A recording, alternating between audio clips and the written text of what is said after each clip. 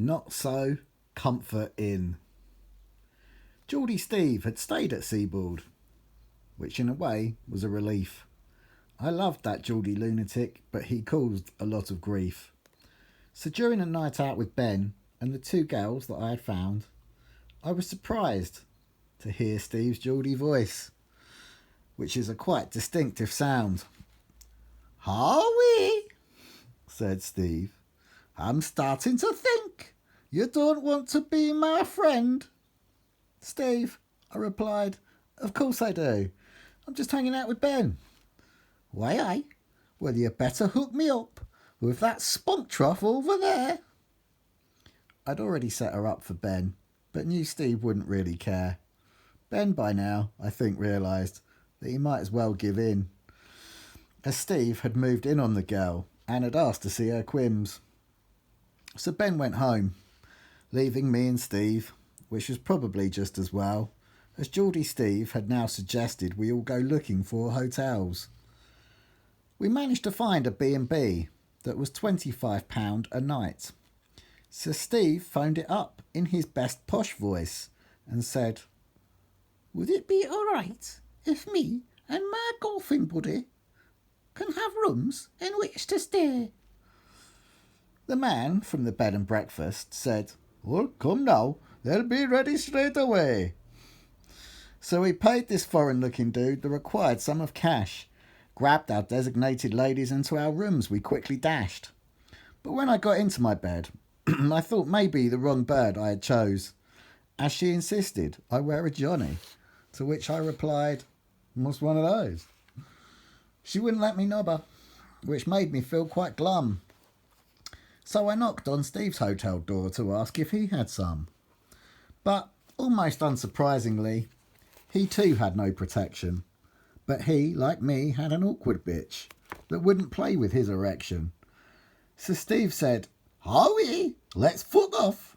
Then he urinated on the floor. "I'll get our fucking money back," he said as he pissed all around the door. The girls by now had seen enough, so they left, looking disgusted. Steve pissed on that door so much, its metal handle rusted. Then Steve went stomping down the stairs to see the manager of the hotel. "Howie, you made the ladies leave 'cause of that dirty urine smell. I want my money back right now, 'cause our rooms smell of dirty piss. We're not paying £50 to have to deal with this."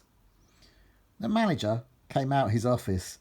This complaint he could not believe. "You've been in rooms. You no have refund. It is not my fault your ladies leave." "Howie, give me the money that we paid you for our rooms." "Yeah, if you don't leave, I will phone the police, and they will get here very soon." "Howie, I tell you what," said Steve. "I'll phone the police instead." "Yes, hello police. I have a dispute, 'cause there's wee-wee on my bed. The man who owns this B&B is not being that polite. He can't charge us for a piss-stained room. I think I know my rights." Steve then handed over the phone to the upset hotel man, who tried to tell the officer this was something that was planned.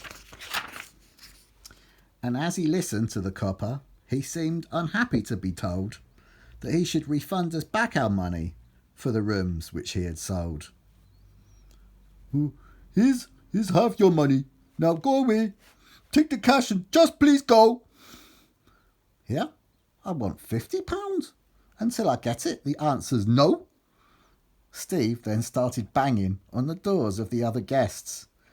"If you don't give me all the money, I'll really be a pest." I tried to convince Steve to just take £25 and quit, giving the poor hotel man such vast amounts of shit. And just as Steve was thinking of leaving the B&B, the hotel man produced £50 and handed it to me. He was by now almost in tears and had hated doing this. So we left the man to his hotel and to his rooms that smelt of piss. Northern Electric. I hadn't long left Seaboard when a job at Northern Electric came along. I thought it best not to inform them that at Seaboard I'd done wrong. So I found myself now working for Energy Company number 4 to sell some gas and electric and knock a load more doors. And I hadn't had this new job long when all the staff got told, N-Power have bought Northern Electric out, which means this company's been sold. But they're taking on our sales team, so your new uniform is red. You won't be selling Northern Electric, but N-Power instead.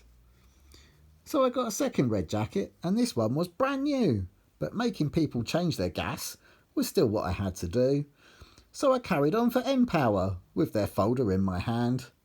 The customers still changed their gas and still didn't understand what I'd said, what they'd signed, or what they had just done.